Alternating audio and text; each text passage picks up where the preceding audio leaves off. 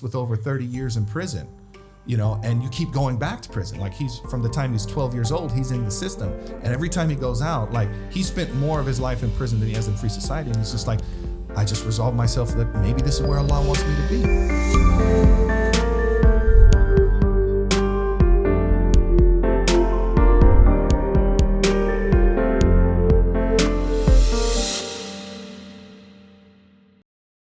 Assalamu alaikum. Welcome to another episode of the Prophetic Mentality Podcast. I am your host, Amr Mabrouk, joined by my co-host, Munir. And we have a very, very special guest sitting in at 6'4", Shaykh Rami Nsour. 6'2". 6'2"? Yeah. Subhanallah.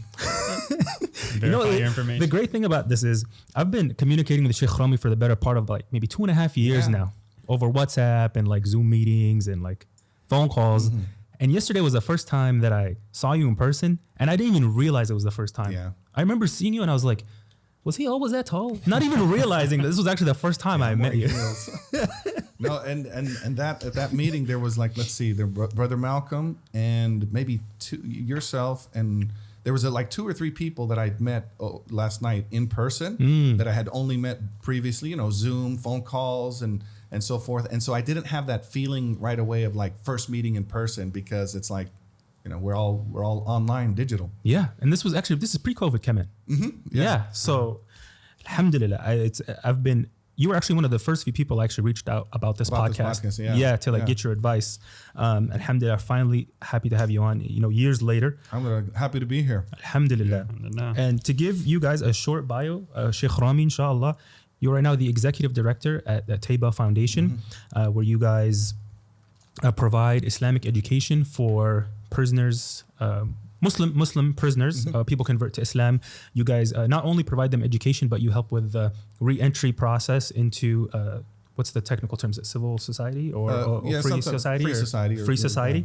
And right now there's something great going on in Southern California.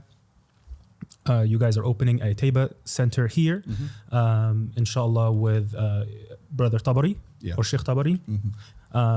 And you guys are, pushing that out right now. And alhamdulillah. And we do life skills as well, which is in addition to the Islamic education. We do, we have a Tayba legal initiative. We have a number of different programs. It's all on our website. And alhamdulillah, we have, the majority of our clients, students are Muslim, but we also have non-Muslims who are participating in programs, especially this new office that we have down here in Southern California, San Bernardino. It's open to everybody. Mm-hmm. And it's not just men, it's Muslim men and women and Muslim women, of all ages. So alhamdulillah, I think you guys are one of the only few organizations that really serve the underserved. The forgotten people in our society. So may Allah give you guys tawfiq and barakah in this rollout that's going on. Ameen. Thank you. Also, besides this, you studied for 8 years, 4 years in Mauritania, and 4 years with Mauritanian scholars. So mashallah, you are a sheikh in your own right. Alhamdulillah. Good to have you. Thank you. Okay. Although I will say, I don't like the title sheikh, because I've seen my shuyukh. And so, I cringe every time people say sheikh, because I'm like, I've seen real shuyukh who they themselves cringe when people call them sheikh. So I'm like, so I wanted to talk first a little bit about yesterday's event, the first Tayba event that you guys did. And one of the things that really struck me was after the presentations were done, and then you had some of the students that came and they presented, just a little bit about why Tayba was important to them, or their stories, or what they were taking away. I was completely blown away by the transformation that these individuals had gone through. Because some of them, I think, shared their experiences of what they were like before entering the system, the prison system, and what they are now. I was just like, wow, like this is a complete 180. I mean, you'll have people here in quote unquote free society who will do all that they can to, go to whatever lectures, read self-help books, go to seminars, have a to-do list and trying to change their life around, but they don't achieve an nth of a degree to what these individuals are going through. Can you kind of explain to us the process that Tayba goes through, or that Tayba works with these people? Yeah, and for the listeners at home, we recorded everything, and you were, alhamdulillah, recording and live streaming as well. So those videos that Ahmad, you're talking about are available, should be available online by the time this Inshallah, yes, goes live. But that transformation that you talk about, where these men are, I mean, they're serious, hardcore. Before Islam, they were hardcore criminals, and then in prison, you know, there's an extreme, masculinity that has to be presented as a persona, because any semblance of weakness in a prison is actually dangerous to a person. I'll give you an example. One brother, and this was at a time where I was kind of, I was working over the years before Thayba got established to where I could be working full time for Thayba. I had to keep 2 or 3 jobs, some side consulting businesses. It was tough, it wasn't easy. I mean, literally down to some months counting pennies out of our coin donation jars to pay the rent. So it wasn't always easy, and there was times where I might have had to say, should I do Thayba as a side thing and try to find something in mainstream, more sustainable work? And I was asking this question, and then I got a phone call from one of our students, and he was just sharing to me, like, this is right in the, like, I'm praying, making dua in the masjid at dhuhr, like, Ya Allah, what should I do? And then I come back and I get a phone call from one of our students, and it wasn't a question or it wasn't a study time. It was just like, I just want to share with you how much this means to me. And so he started sharing, and then he started crying on the phones.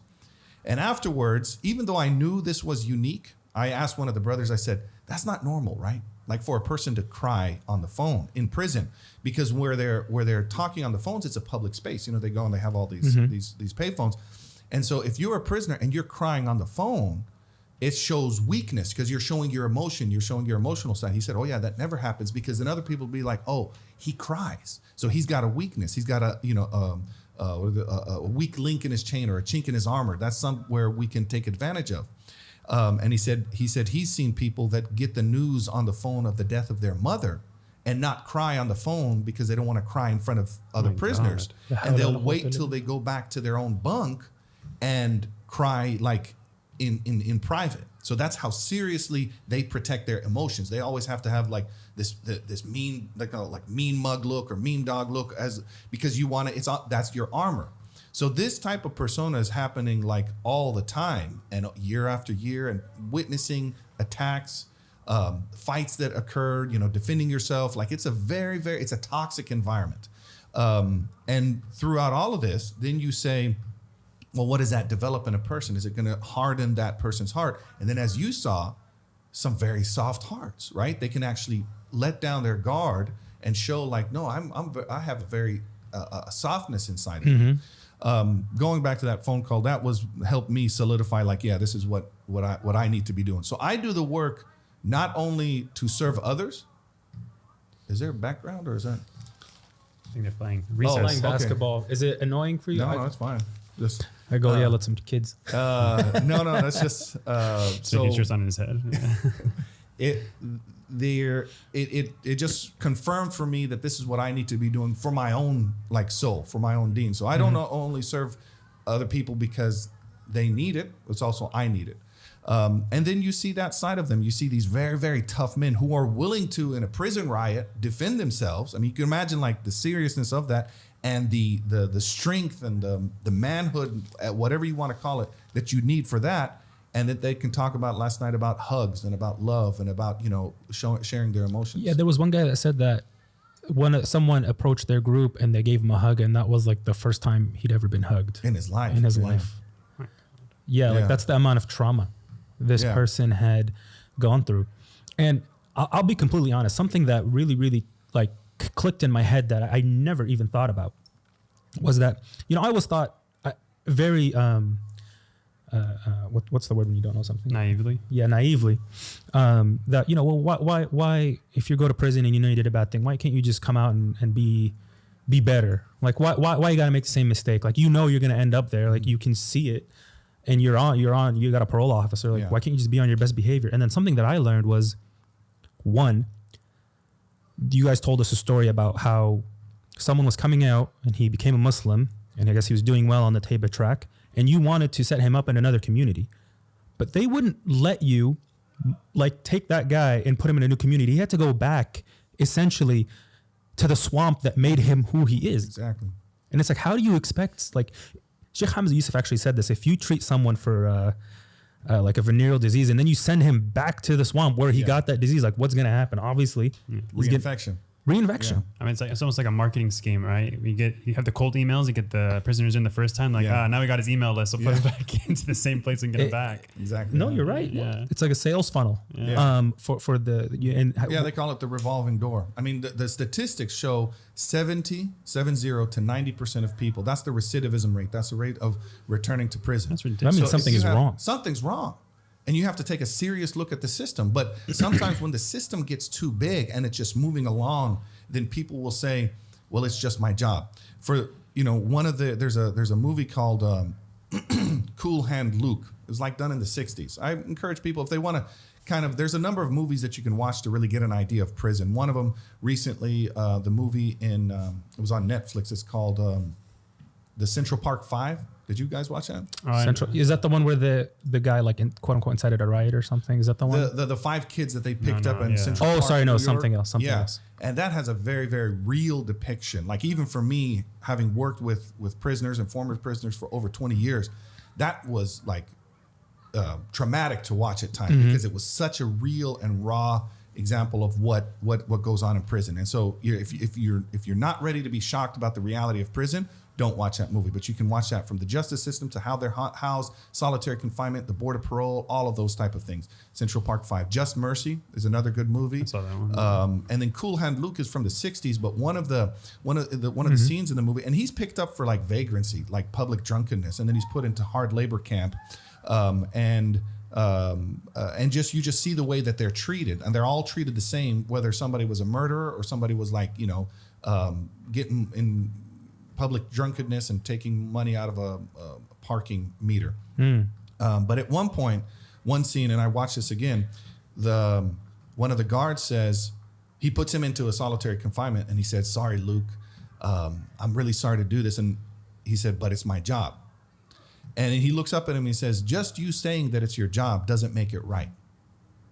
And that's what, when people say it's my job, that's what the Nazis said. That's what, people in this system will say, well, I just have the keys and I'm just doing my job. Well, no, that's not. And especially for Muslims, we don't do just our job. No. Right. We have to really take ourselves to account.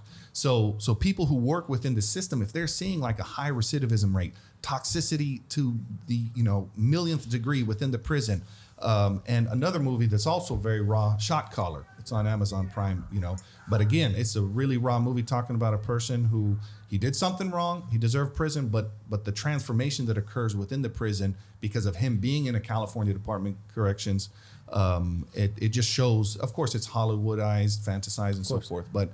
I'm sorry, I can't remember the original question. No, I was talking about things that stood out to me, and the transformative effect that this can have, right? The broken system. So it's a broken system, And then, so now how are we going to fix it? Do we look at the Scandinavian countries where they have actually a better prison system? Alhamdulillah, there are prisons who are making trips to the Scandinavian countries. And I recently heard, and this has not been officially released, but there is a prison here in the U.S. I won't mention the state because it's still not officially, but they're going to have what they call a Norway unit. And when I heard that, I said, oh, wow, this is good. Like, finally, the prisons are saying, okay, let's look at prison systems that actually work. And the Scandinavian countries have some of the best what is the word? They don't have the high recidivism rate. They don't have that toxicity within the system. It's a successful model. So people that get quote unquote rehabilitated there, they go out to free society and they're able to function. And they're actually, Yeah, that's, and I think, this is a little sidetrack, but if you want to convince the American voter, American taxpayer, you got to get him on the taxpayer part, right? Yeah. You got to let him know that whoever the prisoner is, they're costing, maybe 30, 40 grand a year. And that's just to live there. You're not talking about medical expenses, because I didn't know about this, but the insurance companies lobbied so that they don't have to pay insurance for prisoners. They don't get policies for them. So anytime these prisoners have to go see a doctor, we're paying like full price out of pocket, and it's coming out of taxpayers' pocket. Average $500,000, and the prisoners who are in those medical facilities, like here in California, CMF, California Medical Facility, the average is $500,000 per prisoner per year. That is ridiculous. And we're paying that. Ridiculous. We're paying that because the state's like, they could get them insurance policies, but then the taxpayers are saying, hey, why does a criminal get to have an insurance policy while in prison? You can think of the worst high deductible health plan. You're still not paying $500,000. No. To go get a seat. And see, there's my brother Faris, and alhamdulillah, Allah has given me two brothers that I have. We're a family of 5, and I get advice from all my siblings, alhamdulillah. It's like Harun says, Harun is the wazir of Musa alayhi salam. So it's always good to have a sibling who can advise you. So alhamdulillah, I have 4 siblings, and they're not afraid to share their advice, which is good. We all need people around us, especially people who can cut past the public persona, especially for people who might have, even if you have, you put on a persona for work for other people, but you need those family members who are going to call a spade, right? But my brother Faris, he shared with me a statement of Warren Buffett, who said there's 4 types of spending: spending your own money on yourself, spending your own money on others, spending other monies on yourself, spending other people's money on others. And he said, with each degree, it goes down in terms of how when you spend money on yourself, you go to the store, you're like, well, I don't really need it. I don't. But as soon as you get into gift mentality, your own money for somebody else, you're more generous, right? Oh, it could be the other way. What's that? It could be the other way. Yeah, well, that person might have an issue. Yeah. That seems a little narcissistic, No, Muslims are good on myself. You know what I mean? It's like, actually, maybe I need that, and they can get this. Muslims were good, though. We're good about that. We're hospitable, so we'll give. Yeah. And then spending some other people's money on you. On yourself. The accountability goes down. That's why people in corporations, right? There's always expense.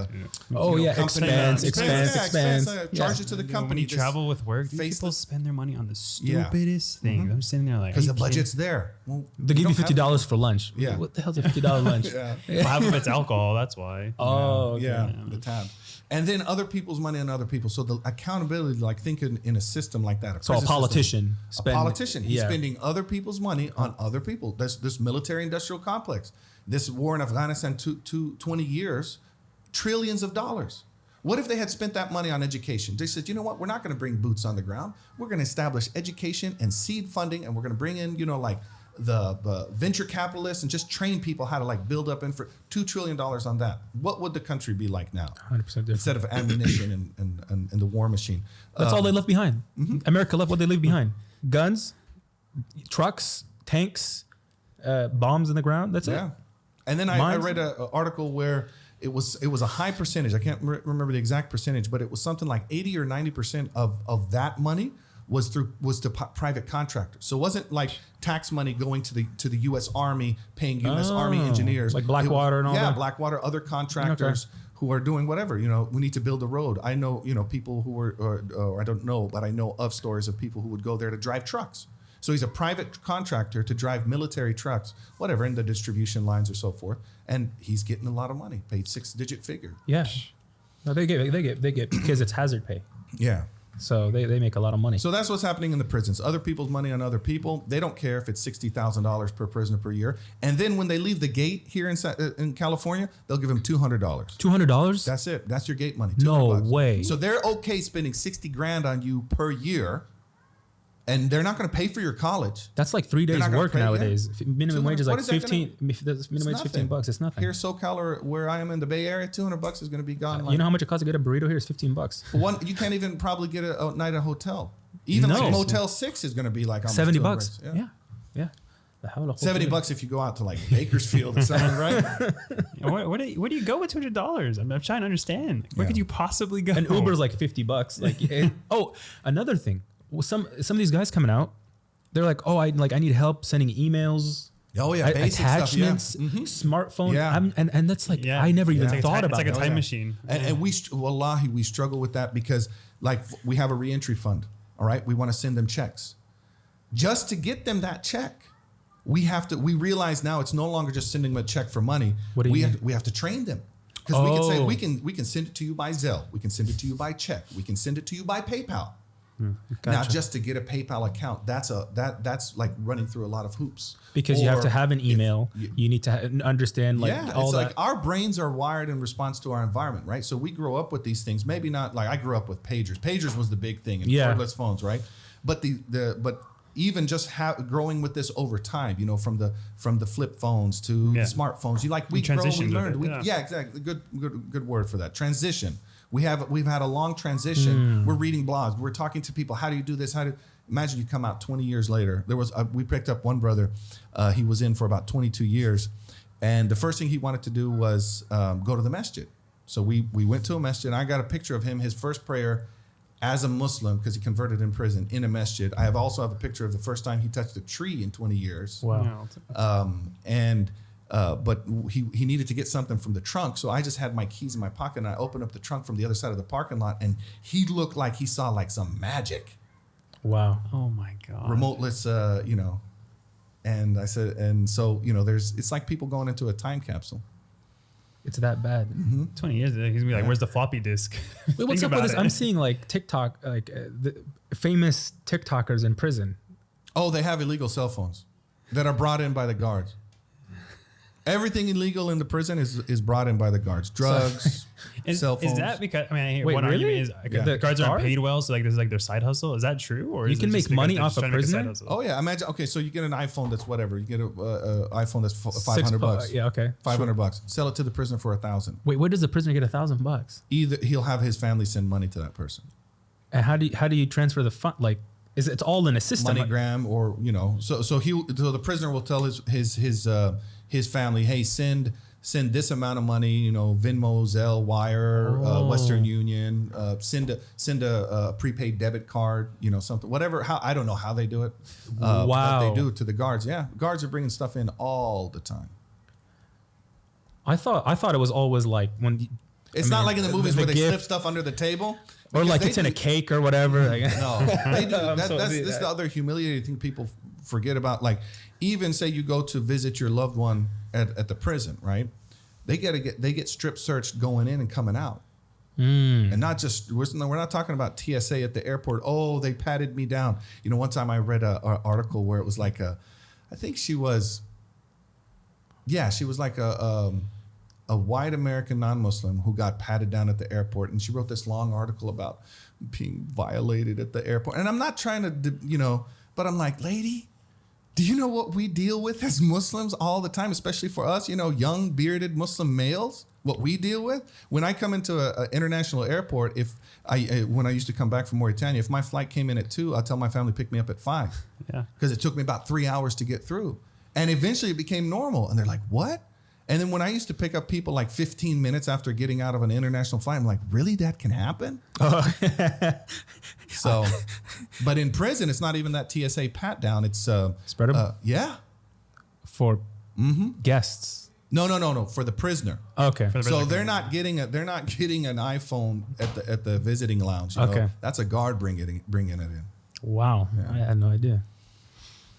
There was another thing that I wanted to touch on is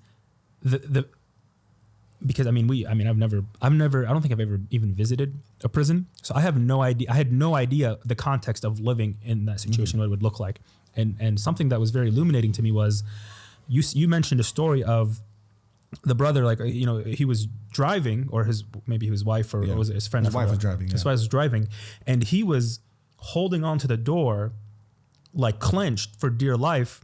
And that was because other cars were coming by, and he was seeing these fast objects coming by him, and it like triggered a defense response, because in prison, if someone's coming at you, you got to defend yourself. Yeah. Wow. So he's sitting there, literally being triggered driving. And what if this is how he has to get to work? Yeah. So you're going to show up to work already like heated, right? I mean, and I never thought about that. I never ever thought I would have never even occurred to me to think that, oh, well, he got a job. Why can't you just go to your job? Not realizing on the way to work, this guy is at 9. Yeah. And they actually, there's people advocating now within the mental health field to bring it in as a subcategory of PTSD, and it's called post-incarceration stress syndrome, where it's PTSD that's developed within the prison system. Because could you imagine like living, always at the fear of being attacked or seeing somebody else attacked? I mean, the average prisoner has most probably seen somebody been brutally attacked and that person not killed, or has seen an actual killing of somebody else, either by another prisoner or a guard. So imagine just witnessing that, right? That type of trauma. So when you said the word trigger, and we're not talking about like, the modernist liberal interpretation of no, trigger. This real, is literal real, trigger. This is the clinical definition of trigger. Yeah. Like in that point, because he didn't even realize what was happening to him, and he was triggered and he was reacting, and he wasn't even conscious of his reaction. And another time he said he was walking with his wife on a sidewalk, and you walk on a sidewalk, if there's enough people, somebody might get an inch or two away from you, or maybe even brush up against you. It's normal. That's normal. But for him, when he was walking, he would actually turn, like somebody got that close, he turned and cocked his arm like ready to punch. And his wife says, "What's wrong with you?" And he didn't even realize that was happening. Because in prison, if somebody gets that close to you, it's up to no good. They have a very strict protocol of how you walk around people, how you eat. I saw a person one time, I was at a high school MSA for Ramadan, and I saw one of the maintenance person, they invited him to eat, and he was eating, he had his food like this. I don't know if the camera, and that's how they eat in prison, because you don't want people stealing food from you. So they eat hunkered over the food with their arms around the food, and they eat really quick. So they don't even savor the food. No, and it's subpar food to begin with. So there's all these things happening, and they got to now reacclimate into society and not get triggered by that. And there was one case, an extreme case of that triggering happening, where he was working in a warehouse, and somebody walks up to him. So imagine he's kneeling down, working on a box, and when you're in that position where you're not standing and you're not looking. You're compromised. Now you're compromised. Mm-hmm. Yeah. And so somebody came up to him behind him too quickly. And this is in free society, but 20 years in prison and being always ready. And he would also carry a knife for safety, because that's what he did in prison. Well, he turned around and stabbed the person. What? Yeah. And they sent him straight back to prison. But his defense attorney was trying to argue that this was not a conscious decision. This was PTSD. I mean, if a soldier comes back from overseas and they have a psychotic break, they would be treated differently. They would treat, that leeway exists for them, but not for. And why do we have to put people in that situation anyway? Mm-hmm. Like if somebody goes in for even, let's say, cocaine charge, bad, right? We're Muslims. We don't like alcohol, marijuana. And for all you listeners out there, and I'm going to look at the camera, marijuana is haram. Don't give me that stuff. Oh, marijuana's not a drug, brother. I can operate, What about CBD? 420. I'm just kidding. I need to close my eyes a little bit and be like, hey, brother, calm down. It's a drug. Brothers and sisters. Oh, yes. A drug. Yes. It is a drug. But it's not as bad as alcohol, right? More crimes. For sure. Are committed under the influence of. As much as I hate the smell of marijuana, I can't stand it. It smells like a skunk. Yeah. But more prisoners are due to marijuana. But more crimes That's are crazy. You can work for Anheuser-Busch. How many rapes, how many murders, how much incest, how much drunk driving has been caused by alcohol. And you could be sitting at a dinner at the White House. Oh, I'm just, I'm the president of Anheuser-Busch or Coors or Miller Lite or whatever. But somebody has an ounce or a gram of crack or cocaine. And again, I'm not advocating and I'm not allowing it. But why does that person have to go to prison 20 years in a situation where the biggest drug dealer in the world's a respected individual? Yeah. I mean, you have some of these guys who may have been doing 20-year sentences because of marijuana possession, but now marijuana is the new hip thing. Yeah. Marijuana delivery service are popping up everywhere, and it's like they're making millions off of it. Right. And those guys may still be in there, right? Oh, well, in California, I think they do have like retroactive sentencing. Where they get them out? Yeah, if they were in there on a marijuana crime. But there's other people like the brother who shared yesterday that as a 17-year-old, a juvenile, he got 3 life sentences for the nonviolent possession of a drug, and it was crack cocaine, and it was a small amount. 3? 3. Because once they start stacking these charges, intent to distribute or whatever I don't know exactly what he got, but he got as a 17-year-old with a nonviolent. So, they look at like violence for a violent possession of drugs might be, or a violent, crime along with drugs. He he had drugs, and it was, he had I don't know, he was selling it to somebody, pulled out his gun, shot him because a deal went bad. That's like violence along with the possession. But if somebody just has it for personal use, it's a nonviolent possession of drugs. That's what the majority of people in U.S. prisons are, nonviolent possession of drugs. That's crazy. So he got 3 life sentences for as a 17-year-old for possession of crack. How did he get out? A miracle of Allah. Alhamdulillah. Yeah. Alhamdulillah. We have an article on our website, and when he got out, his Tayba Foundation, Tayba Foundation .com, and we have he tells his story on our website. And just Rafid. for all the listeners, we will put all the stuff in the description. She's got to click below. In the link below. I've never done that before. In the link below. In the link below. Actually, go like this. Go like this. We'll put it in the corner. Yeah. Right. Okay. Yeah. Click on this. It's the first time in my life ever doing this. Click on this button. And we'll also put all the videos, inshallah, when they're edited and released. I'll be sure to link them on social media so you guys can go listen to these these stories. So he went in as a 17-year-old. Now he's one of the board of directors of a national organization called the Fair Sentencing for Youth Project, where they advocate in Washington for fair sentencing of youth. And his mom was with him, like from the time he was in prison. She was advocating on the outside, making sure, and finally a pro bono lawyer took up his case. But it was through the power of dua. And his story, he tells his story, and that was his email when he got out, the power of dua, because he truly believes that it was his dua that got him out of prison. I feel like this is a great example. There's no justice in this dunya. Like there's no absolute justice in this dunya. We need to give this up. I mean, not give it up. We pursue but the thought of it, like saying, oh, people are getting away with crimes, which we'll transition to another topic after later. But it's a great example. It's impossible. There are just people out there. I mean, hell has to be filled up with someone. It's pretty hard to go to hell if you think about it. But you hear the stories. You go, okay, someone's got to go. And I think, when I see people like this, it's there's another brother who I consider these men my friends. It started out as a teacher-student relationship, but then eventually, it very quickly became friendships. And to me, I think the highest form of a teacher-student relationship is sohbah, friendship. And the Prophet ﷺ, his sahaba were not called his a'wan, his helpers, or his ansar. They were the ansar of the muhajirin. Yes. But they were his sahaba. They were his friends. And so that's what I aspire to, that these people that I come into contact and they're some of my best friends and my closest advisors too. When I'm in a dark place, so to speak, and I need someone to talk to, that's who I'm talking to. I was like, look, I'm going through this. Can you give me some advice? And what I'm always struck by is how a human being can be in such a toxic environment and yet come out this beautiful human being, especially when cards were stacked against them in a way like oppressively. So one brother, Ahmed Adisa, he has a life without parole. They call him LWAPs, life sentence without the chance of parole. So does this mean you can't appeal? Nothing. There's nothing. You have life in prison because it's either life with the chance of parole, life without parole, or, death, the death penalty. So he has life without parole. And 2 of the main witnesses in his crime came forward and said, we lied. What? My God. And he had an alibi. Wait, and he still has he's still in prison. How does that make sense? That's just the system? That's the system. And so now what's happening, and for the viewers at home, and maybe we can put some links, they're developing what they call conviction integrity units, CIUs. They started out of Philadelphia in Pennsylvania because they started noticing this. And one of the things the DA, alhamdulillah, may Allah reward him with hidayah and bless him and bless his family. And he's not, he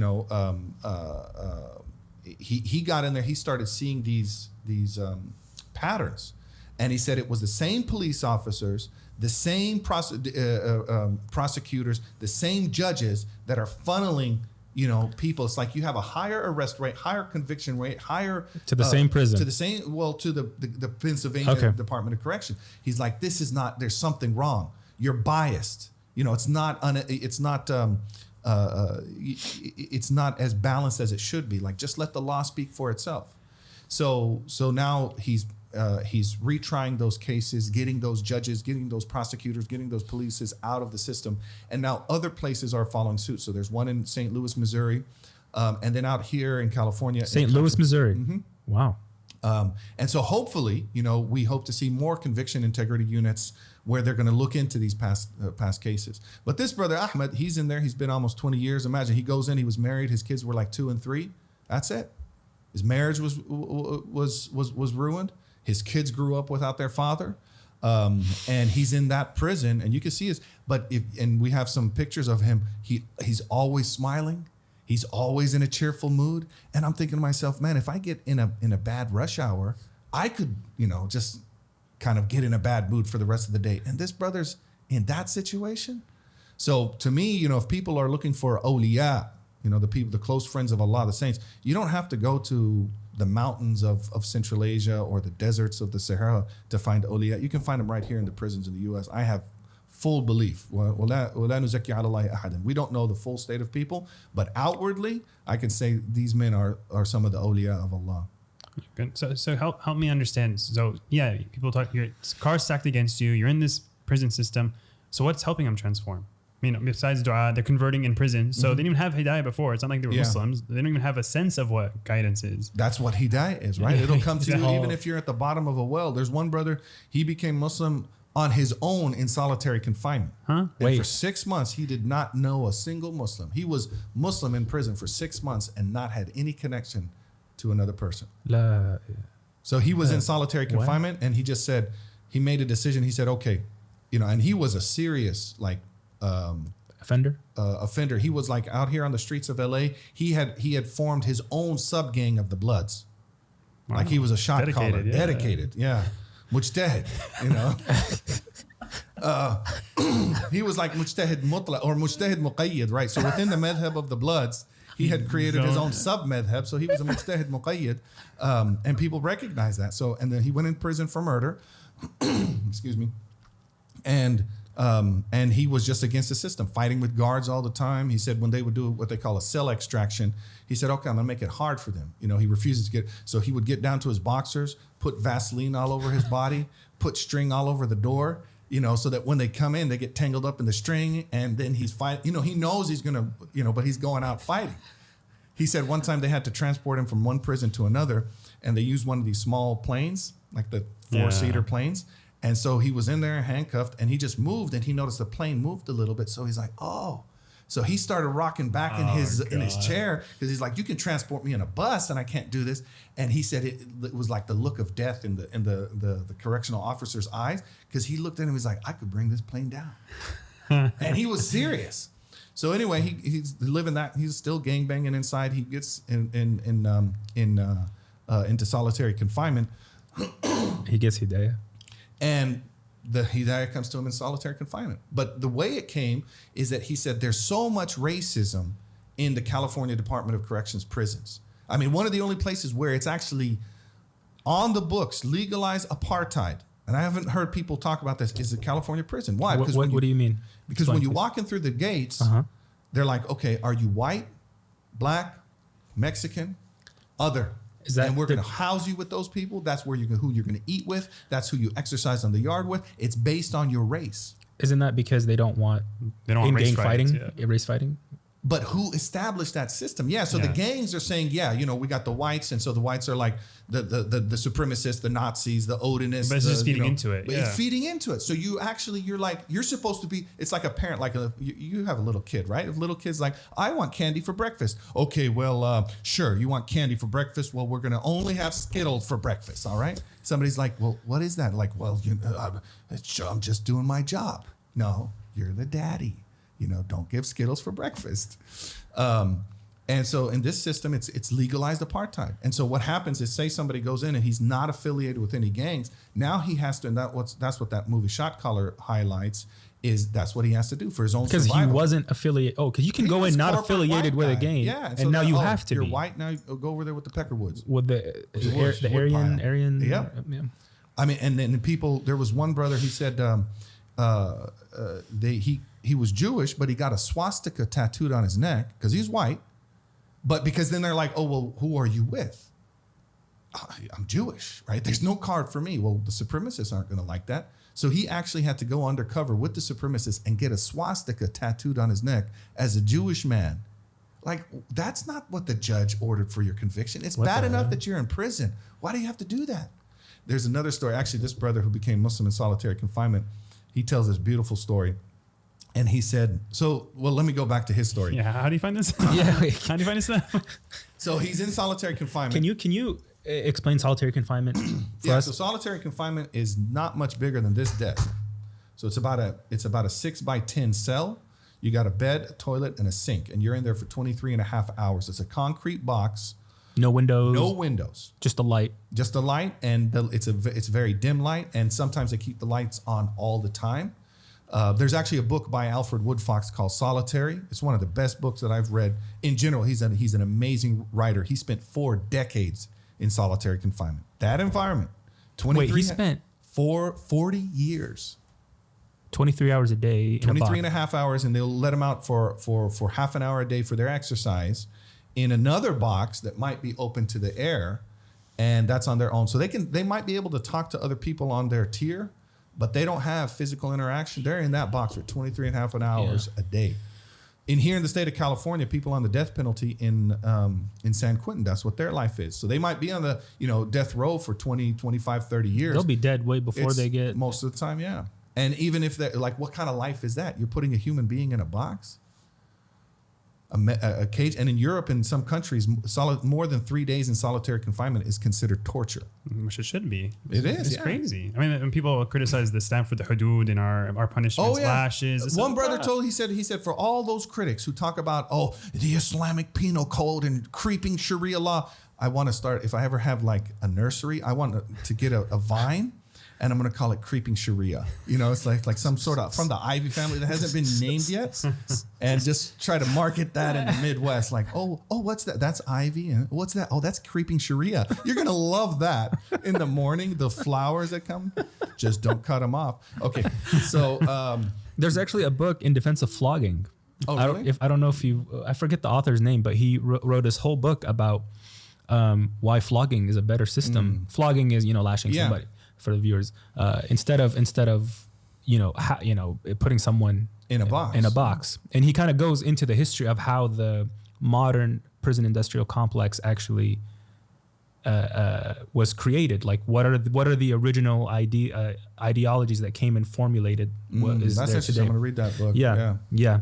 Well, that's what one of the prisoners said. He said, you guys, for any of the critics who say, taking off a hand for crime, he said, take a hand. He said, take my hand. He's in a California prison. Take my hand, take my arm, take my leg. Just get me out of here. But for them, it's cleaner. It's like, that person, they're still whole. Well, they're not whole. If you have somebody come out after 20 years of living in that life, okay, they might be physically whole, but mentally, emotionally, psychologically. But that's easy. So, even the psychological thing, you said that there was a brother who was on the Tayba track. This is the one you guys tried to get put in a different community, and then it didn't work out. He had to go back to where he, messed up, and then he fell back into drugs, and then he tried to set himself on fire, and that didn't work. So he tried to commit a crime to, because he doused himself in gasoline, and he thought, you said that if the police shoot at him, it'll, ignite him. And he ended up going back to prison for 37 years. And you finally convinced him that he needs to see a therapist or psychologist to talk about all the trauma.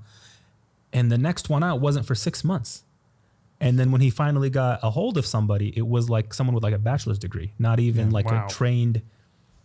Yeah, and that's the system that's supposed to be rehabilitation. So back to our story. We're going to finish this story. Yeah, the story. I opened up too many windows. So then he said that there's so much racism in the California prisons, right? He's just like, it's exacerbated in there. He said the racism of our society is exacerbated in prison. Okay. He said, I really want to understand where this comes from. So he said, I had to understand racism in America. He said, I know its roots have to be in slavery. So he starts reading about slavery. Studies of slavery takes him to West Africa. West Africa takes him where? Islam. So he starts hearing about Islam. Then he said he got the almanac. And he just started reading through all the different religions just to understand them. He was in prison for like solitary confinement for that offense for 9 months, and so he's doing all this within the 3 months. The last religion that he reads about is Islam, and this is the second. I have another story of a brother who was going. He wasn't in prison, but he was going through all of the different religions, reading them on his own. And the last religion he read about was Islam, and he's like, "This is what I believe." He took his shahada on his own. And that's what happened to this brother in solitary confinement. He's like, Islam, and he started reading the basic tenets. He's like, this is what I believe. So he got hidayah in a box in the dungeons of California, and he became Muslim. He was Muslim for 6 months. He said how he gave his shahada, he didn't even know you have, a public announcement of shahada or so forth. But he said he just went to the bars and he yelled out to the tier. He's like, hey, y'all, I'm Muslim. That's it. That was his shahada. So for 6 months, he was Muslim. And then he goes out to the yard. He's like, all right, where's the Muslim? Now I want to actually meet a Muslim. And when I hear stories like that, it reminds me of a hadith where the Prophet sallallahu alaihi wasallam, when he's talking about his ikhwan, his brothers, and the Sahaba said, aren't we your brothers? He said, no, you're my Sahaba. He said, my ikhwan are people who come after me and see me written in the scriptures, in the books. They've never actually seen me, but they believe in me. So that includes us, right? Because but we actually got that message from another human being. We may have been born Muslim, or we may have interacted if you're a convert. He actually from the books. So he died from an almanac, not even we're not talking like a dawah pamphlet. A dawah book, a dawah pamphlet. God knows how it was even worded in there, right? Oh, that's great. Subhanallah. So help me walk through. So Tayba, you guys have a education process. Curriculum, yeah. What is that curriculum? How is it helping these inmates? All right, they converted to Islam, but what are you guys doing for them on the inside while they're there? Well, it actually started with this brother who I was telling you the story of. His name's Yusuf. And he's down here in Southern California too. Maybe you can have him on the show. Wait, he's out? Oh yeah, he's been out, and he came out. He came to. This was the Mujtahid madhab, yeah. Okay. And he has a nonprofit down here as well, where he works with formerly incarcerated and the homeless and so forth. Wow. I'll put you in contact with him. Definitely. So he had started a study group within the prison, and they whatever little resources they could get, a CD here, a cassette tape there, somebody who had some connection to a community, maybe a book here, a book there, and so they had some. Degree of studies, but there wasn't like a track or curriculum. It's just like anybody who starts getting into a field and, from here and there, ad hoc, self-study puts there. We do that a lot in high school. Muslim, feel inspired. YouTube this, YouTube that. Exactly. Class, seminar there. Yeah. But at least you have YouTube, right? So over there in prison, you have the almanac. Almanac study of Islam. Al-Manakh, right? Al-Manakh. So maybe somebody out there can start like a training program called Al-Manakh, next to Al-Manakh Institute. So one of that study group came out of prison, and he was paroled to Hayward, California, and that's where I met him. And we just got to talking, and so then he said, "Oh, you're at that time I was like full-time talib al-ilm, seeker of knowledge." He said, "Okay, you're studying the deen. Is it all right if every once in a while I give you some questions from a brother in prison?" I said, "Sure." And I'm thinking to myself, pamphlet Islam questions. And additionally, my only, coming out of a mahdara, like a serious learning institution in Mauritania, where people are really, really dedicated to learning Islam at a deep level. It's like going from, Harvard or Stanford law school and then just going out to the general public and people talking about law, and they're like, well, you don't really know law, and whatever questions about law are just going to be like surface level pamphlet law type questions. Well, coming out of the Mahdara of Murabat al-Hajj with Fahfu in Mauritania, and then coming back, I don't want to say, I hope it wasn't arrogance, but I just felt like I wasn't getting serious questions from people on the street. So like their questions of Islam was like, you're not serious. I mean, it's not... It's what would you expect? Like how many resources are they going to have in there to educate themselves to even formulate a question? Yeah, that's And then now this is in prison, so I was like, okay, here's some more pamphlet Islam questions. I can answer them. He started asking about mustalah al-hadith, technical terminology of hadith, usul al-fiqh, foundational principles of deriving law, and I was like, what is this? Like, I don't even get these questions from a questioner here in Free Society. And he looked up. He's like, brother, there's serious learning going on in the prison system. So that was my first connect. I had other connections. I taught a brother who was formerly incarcerated. He just happened to come into a halaqah that I was teaching. So I didn't really have like a concerted effort to teach in the prisoners or teach prisoners. This brother, what connected me to him is like, okay, I'm a seeker of knowledge. He's a seeker of knowledge. I have something he needs help. I can help him out. That's what I wasn't thinking of like, okay, we need to change the prison industrial complex. We need to, help these brothers in prison. Let me go make my 501c, my nonprofit. I wasn't thinking about, it was like talib al-ilm to talib al-ilm. That was our connection. Yeah. And ilm is a sila. It's a connection between ahlihi, like Imam Zarnuji says in his book, Ta'lim al-Muta'allim, like people who are on the path of knowledge have to recognize when you meet another student of knowledge, like you were saying, Munir, you're in the seminary, and I know yourself, Ahmed, as well. You have a dedication to studying, so we have that connection. That's what's connect. That's the underlying connection here. Like, I'm not just coming on your podcast just because you have a nice setup, which you do. Jazakallah. And you have, mashallah, good brother, and good coffee, alhamdulillah, which it was. And now I'm inspired to get this mug over here, like people can see it. It's got its own coaster on it. So I'll never forget. Just don't show the brand because I don't know who that is. Okay. You can get them canceled in the future. Yeah, it's gonna, I don't know who Kona Joe is. Oh, well, you just said it. Oh, Right? muted. So then I said, this brother needs a teacher. So I started taking collect phone calls. I still remember this, MCI, Global Tel-Link. You have a collect call from Yusuf. And 15-minute phone calls. Those calls were $7.50 for 15 minutes. We would have two. They're making a killing on those. That's ridiculous. It's like 20-something bucks. Yeah. It's free to get like an app on your phone to call somebody. Yeah. They're charging. They're making money off them at every. And then the jobs they have in the prison, they call them the Prison Industrial Association, where they're doing like making desks and heavy labor and doing chicken farms. Cents per hour. Yeah. 10, 15, 20 cents an hour. And it's not even a job. It's not like you can refuse it. It's part of your. It's like part of your rehabilitation. Exactly. It's not like you applied and you get to pick. Yeah. No, you have to do this. The forced labor. Yeah. The dresser sets we had at Cal Poly in the dorms. No, exactly. Those are made by prisoners because it's anything state related. Yeah. If you open it up, it tells you. It says. Oh, I had no idea. So that's prison. So imagine now they're making those, and like you said, it's not like okay. And they sell them for a lot of money. Mm-hmm. Well, they're selling them to the state. How much do you think they're charging? I'm in the government. They charge a lot. It's $600 for a dresser probably. And so now the companies that are making those, they're getting reduced labor. No shipping from China. Like you have to, and then these people reduced who are labor, working, no shipping, no benefits, and if they refuse no housing, to work, solitary confinement. You have someone else doing the management on site. Mm-hmm. Wow, and we're paying for that. Slavery's alive and well, my friend. It is. Yeah. So anyway, the 15-minute phone calls, two half hour halaqas 3 times a week. So that was like $45 a week, and so I was paying out of pocket. Then my family, my parents, may Allah reward them immensely. Mm-hmm. When they heard about that, they're like, okay, we'll pay for this. Then other people in the community, and so that's really how Tayba started. Wow, that was 2002. Wow. Yeah. So that was $40 then. That was like $100 a week. Yeah, $40 back then was a lot of money. That's $45 a week and he was consistent. Minimum wage was like $8 that was like $200. He couldn't have afforded that. Yeah. Wow. So that was 2002. Yeah. And then eventually, you probably meet some more people, and then you guys formed the one student. But then other people. Oh, you have a teacher. So then I had like 5 students calling me in. Then I had then it just spread like wildfire. And then I realized, okay, I can't manage this. So I recorded some lessons. I said, okay, let me just do like now what they call the flipped classroom. Yeah. Probably back then that didn't exist. Yeah. And so lecture, ask questions in the one-on-ones. Exactly. So that's what I did. And so that was the first Tayba course before I even knew it was, I recorded that in 2004.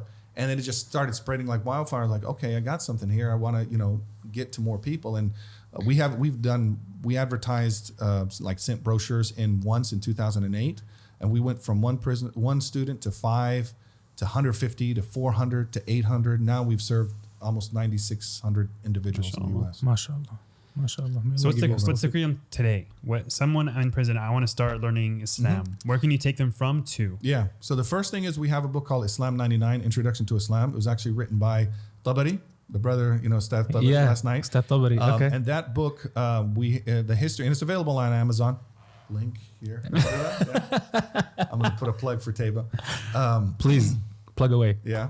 And what we did with that book is I reviewed 14 different intros to Islam books, and I got all the points that they were trying to cover. And then we did a survey with some of our students in prison. We said, okay, of these intro books that you've been exposed to, what issues are not being covered? Mm-hmm. So we got those 40 surveys back. We put those points in there. So now I had like all these points. And then the co-founder of Tayba, Nabil Afifi, he put it together as an outline. Mm-hmm. And we had the prison-specific related things. And then Tabari came out. And actually, you met the story behind this is Tabari and Amin used to walk around the track at their prison for hours and just talk about Islam. And Tabari would just share with him what he knew about the deen.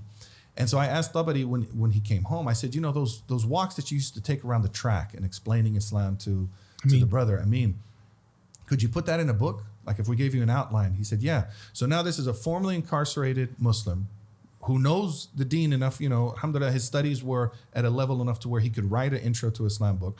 We give you the outline, and then in each section, if there's a prison context to it, like for example, zakat.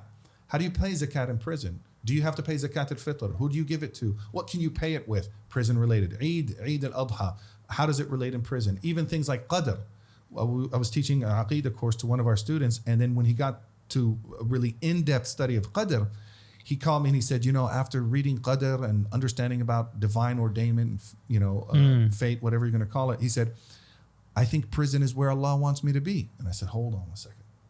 No, that's not, qadr, understanding qadr and it being a pillar of our faith is not to create some sort of fatalism in you, even though you're faced with over 30 years in prison. And you keep going back to prison. Like from the time he's 12 years old, he's in the system. And every time he goes out, like he spent more of his life in prison than he has in free society. And he's just like, I just resolved myself that maybe this is where Allah wants me to be. And I said, on the one hand, we know, that's where Allah wants you to be because that's where you are. But on the other hand, it does not mean that you give up. You give up. Yeah. So then we put that into our intro to Islam. When we talk about qadr, we're like prison context. So alhamdulillah, we have that book. They're not going to get a prison context in Islam book from any other. No, yeah. It has to be specialized. Yeah. And then we started noticing that the book of the Intro to Islam was really good for everybody. So actually, here we are at IOK. Ustad Tabari used to teach that book that he wrote for Tayba Foundation for the prisoners. It was taught here at Saturday School to Muslim high schoolers in free society. So we're also showing people like, when you support these men and women who are in prison, who have dedicated to reform their lives, it's not just to help them, it's like helping free society as well. One of his students from the Saturday School was actually at the event last night. She came, like she was inspired, and she said he was her favorite teacher. That's amazing.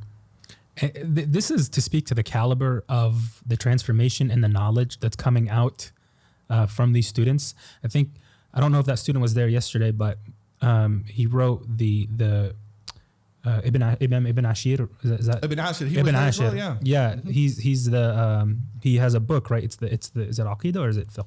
It goes through Aqidah, fiqh, and tasawwuf, tazkiyah. Yeah, and he wrote it in rhyme in English, translated. Because he used to be a rapper. No way. Yeah, it's like you guys are gonna use that to teach the who would do that? That takes a level of imagination that's non-existent out here. Yeah. So. And he has a poem on the Sirah, and he has a poem on Aqidah. Like he took one of our books. So after the Islam 99, then we start taking him in, and our curriculum is online. They can look at all the books, but an intro to theology, an intro to fiqh. So even before starting studying the details and the rules, like, well, how was Islamic law derived? The madhahib, the mujtahideen, the fuqaha, how was that happen? Then they start on their tracks. We have Hanafi, Maliki, and Shafi'i fiqh. Wow, you have three different. Oh yeah, and we're giving them the freedom to choose. We're not, it's impressive. As much as I support the Maliki school and the Awqaf to, one brother asked me, he said, are you ever going to, leave the Maliki school? No. I said, brother, they're going to bury me with my hands on my side. And he's like, really? He thought this was like a staunch Maliki thing. I'm like, well, technically everybody gets their hands at their side, but and nowadays, today, we got to go on a rihla all the way to Turkey to get any sort of meaningful Islamic. I've had a few people who said when they see our curriculum and there's a lot going on behind the scenes, the teachers, the grading, the tests, the essays, there's a lot. Like it is a serious and in-depth course. It's a school. You had people writing commentaries. Yeah. Right? Yeah. In prison writing commentaries. And now they're studying things in Arabic.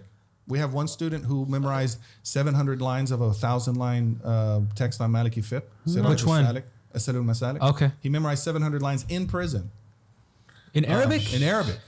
What? Yeah, they're studying tafsir in Arabic. They're studying, right now, one student, I'm teaching him the Mukhtasar of Khalil in Arabic. So he got the Suqi, Dardir, and he's going through Is Arabic part of the curriculum too, or is that like an optional? Yeah, well, we're reincorporating it as part of our curriculum. We had it, then we took it out just because we didn't have the support needed.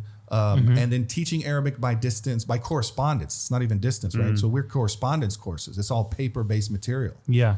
So they have to sit there and struggle with it because it's not like it's. I got a curriculum for it. I'll give it to you. Do you? Okay. I do actually. I'll give it to you for free. Oh, wow. Full thing. Yeah. Your own curriculum? Through IOK. Oh, wow. But, Okay. Well, through IOK, through another. IOK, But that's why it's IOK, like IOK is AOK, right?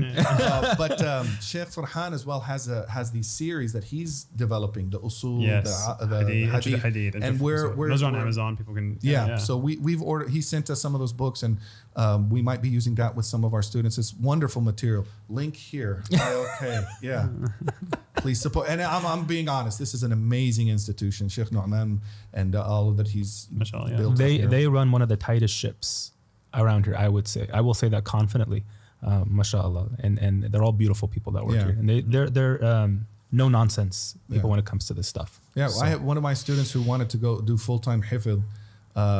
He used to say he wants to go overseas. Yeah. And he would ask different people, and they said, well, you could study in the U.S. And I remember him sitting, he was like a 6th grader at that time. He's like, I don't want to study Islam in the U.S. I want to go overseas, like the real thought. Yeah. Well, he ended up coming down here from the Bay Area to IOK. There we go. Because the only like they have a full program, which it makes me jealous in the Bay Area. Like we got all those venture capital money in Silicon Valley, and look, Google and Tesla and eBay and Yahoo and all of this stuff, and like we don't have our version of an IOK. So you guys say tuna. That's like a full-on university. It's a college. It's a liberal arts college. 90% of their courses are not Islamic, seminary courses. Yeah. It's not a seminary. It's not a seminary. You're right. Yeah. You're right. So, although I seem to be wearing their colors burgundy. Sponsored by. So they go through we have the curriculum. In addition to that, we have life skills courses where we're training peer mentors with enhancing their ability to facilitate self-help groups within the prison. We also have the reentry program. So it's branched out from. It's good, mashallah. Yeah. Yeah, and that's why it works, because you're taking the person from how they are, and then you watch that transition, and then everything is tailored to them as they're about to exit. It's not just here's a boilerplate template, just go with it, and then we'll see where it ends up. And that takes an extreme amount of manpower, extreme amount of imagination, creativity, and just pure grit on your guys' end to be dealing with. Alhamdulillah, we have a wonderful team. We have over 15 people, staff members. You guys send a lot of mail, mashallah. What's that? You guys send a lot of mail. Alhamdulillah. Yeah, the marketing and team. The international, you guys are all over the place. Yeah, we have people in Canada and Australia, really? Southern California, Georgia. I mean, alhamdulillah, we were a remote organization, remote workers, very efficient. Like we're using Basecamp, Slack, Salesforce. Alhamdulillah, all these tools that really make remote work an efficient organization. But even before COVID, so when everybody had to go remote, we're like, let's do it. Same difference. Alhamdulillah. One of the things too, and this goes back to a reflection that I've had over the years. When I was in full talib al-ilm mode, in the early 2000s, late 90s, early 2000s, full-time student, and I thought, and I'm going to say naively, but I think that in those years, like late teen, early college, there has to be a certain level of naivety in a person to be able to go out and do things. Like, how do people just go out and say, "Oh, I'm going to study, I'm going to study Mandarin in China," and well, what about this, or what about, no, I'm just going to go for it. If you really know what it takes, you're probably not going to do it. Yeah, and if you know the repercussions and some of the lost opportunities, right? So there's a certain, or if people said, "How did you go to Mauritania at 18?" Now I look at 18-year-olds and I'm like, yeah, how did I get on Mauritania at 18? No phones, no electricity. Like, we were out there. One of your old podcasts. No link right here. You said the only one of like the greatest possessions you had when you were over there was like a cotton shirt, and you were willing to love that. It was Egyptian cotton. Otan Masri. That's the best. Yeah, I love that shirt so much. Dunya. Yeah, I would wipe the sweat like with my shoulder to where it got worn out, and when I had to give up the shirt, I was like, oh man, I have to get up my Egyptian cotton shirt. But at that time, there's you need a lot of fervor and just the Afghans say josht, like this. It's kind of like a combination of like ishq and juhud nafsi, and just like you're really passionate. Yes, that's the word. We're passionate about it, and it creates a certain level of naivety in the person. when naysayers, the uncles in the community say, well, haven't you, what about this or what about that? You're like, oh, no, I'm just going. Like I bought a one-way ticket to Mauritania. Somebody's like, well, don't you need a round trip ticket? Yeah, Rami Nsour circa 1998. You do need a round trip ticket. If this could be somehow, teleported back in time.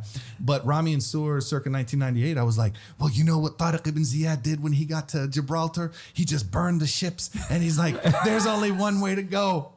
That was my thought process with buying a one-way ticket. And your parents were cool with this? Yeah. I'm sure they're like, what's going on with it?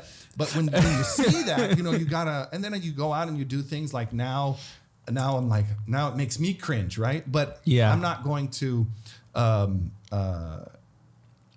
use a term I learned from Dr. Jordan Peterson, who I listened to a lot of his lectures. And we're canceled. And may Allah give him hidayah. The Prophet _alaihi made dua for Umar to become Muslim, right? Something you mentioned before. I make dua for that man to become Muslim because I think he's seeking, right? He's definitely on Islam. He doesn't know a lot. And I would love to see him actually have a conversation, which this is now August 21st and August 5th was 2 weeks ago, JP. Anyway, the legit podcast with Shaykh Rami. Yeah. Or like Abdul Hakim Murad, or like somebody of substance that can actually have a conversation. Someone who can meet him on that intellectual level, because that's how he needs to be engaged. At least he admits when it comes to Islam, he's ignorant, right? Not these other guys like Ben Shapiro or the other guy. What's the Sasquatch guy? What's his name? Bill Maher, Sam Harris. No, the Louder with Crowder. All these. Oh no, he's a clown. He's they're all clowns. No, he's a clown. Yeah. He's like, for sure. Anyway, I won't ridicule him. But JP said, Jordan Peterson said, I will. And one time he was asked about something, and I'm just, listeners can take this with a grain of salt. He said, I'm not going to betray my former self. Now, it doesn't mean that we're not regretful of actions, because we have the whole tradition of Toba and having nadama and, like being remorseful of our past actions on the one hand. On the other hand, at that time or at any time when we're making decisions, if we're sincere and we're putting our best foot forward and making an informed decision like an ijtihad at that moment, it's like you're making your best decision with what you got available. Yeah. And you have to recognize that at that time. So that your intention was pure at the time. Pure, or at least as pure as I thought it was. Pure as you could be. Things for like istikhara, you seek out exactly. Istikhara is a beautiful example. Said, don't say no, if only, and if only. You don't open up these doors of regret or whatever else. Exactly, yeah. That's actually a good, thank you for mentioning that. That's a good way of putting, you're not going to betray your former istikhara. Just go tawakkal ala Allah. So I had that naivety, and part of what came with it, because I saw such a change in my life when I was studying the deen, and I was like, everything was like these gems and these that I'm learning in the books and these people that I'm meeting and these shuyukh and so forth. It was having such a profound effect on me. I thought to myself, okay, now I'm going to take these books and go back to America and teach people. And if they just study those books, I naively thought that the change that I was experiencing could be replicated. And so that's what, because it was in the books, because it was all in the books, right? I was experiencing it. So if I experience it, you should. And one thing I came to the realization, this was through, I did a master's in educational psychology. It's not a clinical program, but it's just like how people learn. And one thing that I came out of there was that I realized it's not just the books. Of course. It's the book, it's the teacher, it's the environment, it's the physical environment, it's the state of mind, it's your age, like all of these other factors. And so for me, whatever experience I was having with those books, with those shuyukhs at that time in my life, at that time in their life, it's like you can't replicate that. And so what we did in Tayba is, we took a lot of the West African Mahdara tradition and we put it into books and we put it into the prisons, because at one level I had that profound effect in my life. And then those first initial students too, I saw a lot of profound effect on their life, and I was like, oh, okay, we can now, let's just operationalize it and scale up. Well, that's not the case. And so you have people like that brother who were telling his story, like he was a great student, like he memorized Al-Akhdari in prison, the intro in Arabic. And he was teaching, he was leading khutbahs, but he goes out, he has unresolved issues in dealing with his addiction. And that's what he fell on. So then he helped us develop, we have now a book, it's also on Amazon, right here, Overcoming Addiction, an Islamic Approach to Recovery. Inshallah. And Ahmed Adisa, the brother with the Life Without Parole, he did a 12-step, and he did a commentary of the 12 steps of recovery. Like the 12 step, like the 12 AA. step, like AA. Okay. But with a commentary from Tasawwuf and Tazkiyah. Wow. From his deep knowledge and his studies of, and his name is Ahmed. I call him our Ahmed Zarruq. And he really is our Ahmed Zarruq. So wow. He has the 12 steps, and then Abdus Salam has his book.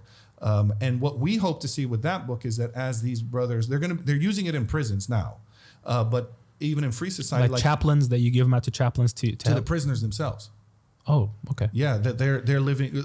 We make all of our material available to any chaplain for free. We can send it to them for free. But really, the people who are leading self-help groups, even the Islamic chaplaincy work in prison, they're prisoners themselves. And so we're trying to enhance their ability. The chaplains are prisoners themselves? Well, there's staff chaplains. Yeah. But the staff chaplains think if he has 6 yards to visit and each yard has 200 prisoners and he can only go to 1 yard 1 day a week, how much of an imam is he being? He's definitely doing a lot of work. He's just constrained. Time and resources. So who's leading the prayers? Who's leading the 5 daily prayers? It's prisoners. Who's giving the khutbahs and a lot of it's the prisoners. Who's giving nasiha when people need advice? It's the prisoners. Who's giving consolation when somebody has a death in the family? It's the prisoners themselves. So they're doing the work.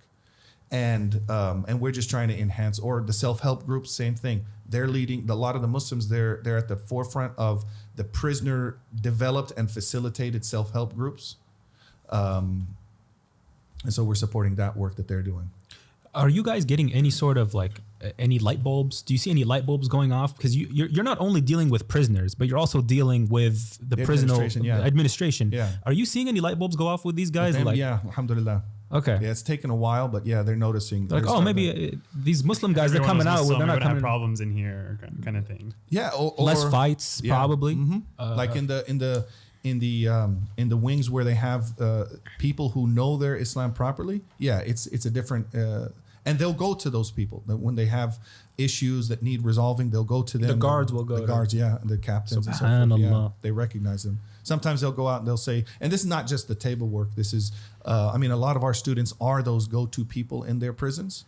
This is the transformative power of Islam. Yeah, of Islam. That's before Tayba. Like they come to us and they're like, I'm the imam of my yard. Can I study with you? Like, yeah. And it's like, I'm the emir of my yard. Can I study with you? These are the people that the wardens and the COs and the captains and so forth, they're like, okay, who's the emir of the yard? Because they need to talk to who's in charge of the Muslim community here. Wow. And so, yeah, we alhamdulillah, it's slow, but yeah, the light bulbs are going off. Okay, alhamdulillah, that's good. Does anyone here need a quick 5-minute break? I need to. Do you need it? Yeah, I need a quick 5-minute break. Yeah, I'll be right back. That's the thing about podcasts. You can just go for hours and hours, right? Yeah. Okay. Yeah. Let's go. Oh, now it's going to get saucy. Yeah. All right. Transition. Ladies and gentlemen, we are back from a Part 2. Just a quick little intermission. Needed to get some water and take a quick break. But yeah, so we're wrapping up our conversation with Tayba. Was there any last points you wanted to make? I'll just encourage people to check out our website and, as American citizens, as Muslims, there's a lot of reasons why we should know about this system. I mean, as people living in this country, we're paying into the system. So we also have people who are coming back. This is in addition to just our Islamic duty to take care of the prisoners, to do something, to help them from oppressing themselves, to accept them back into our society once they've truly rehabilitated, once they made Tawbah. Also to recognize that there's a lot of people, even in our Muslim communities, who have done something either haram and or illegal, but never went to prison. So we can't just completely brush off somebody just because they've been, we tick off the box that you've been to prison. Well, somebody in free society who's never been to prison might have done something even worse, just never went there. So we remove all those things, and we recognize we need to have this as part of our life. I would say watch the movie The 13th. I know for a lot of people, when they think about prison, they're okay, somebody did the crime, pay the time. Simple equation. Well, watch the movie The 13th and see what's going on in this country. Alhamdulillah, yeah. So we're going to link all of Tayba's information in the description, and all the videos that are going to be recorded over the weekend with Tayba, inshallah, will be available as well. So you guys can hear those firsthand accounts, because we can sit here and talk about it all day, but when you hear it from the source, you will be a believer. So we never ask for money on this podcast, but you have to donate to Tayba. Anything that And I didn't ask you to say that. Yeah, but he didn't ask. So this is for me. You guys can do a one-time donation, become a monthly member. Even something beautiful said that Ustad Tabari's mother said yesterday. Even if you just were inspired by something we said about Tayba, share it with somebody because it may be small, but this was beautiful that I heard what I heard yesterday. Even small hinges can move big doors. So, yeah, alhamdulillah. Alhamdulillah.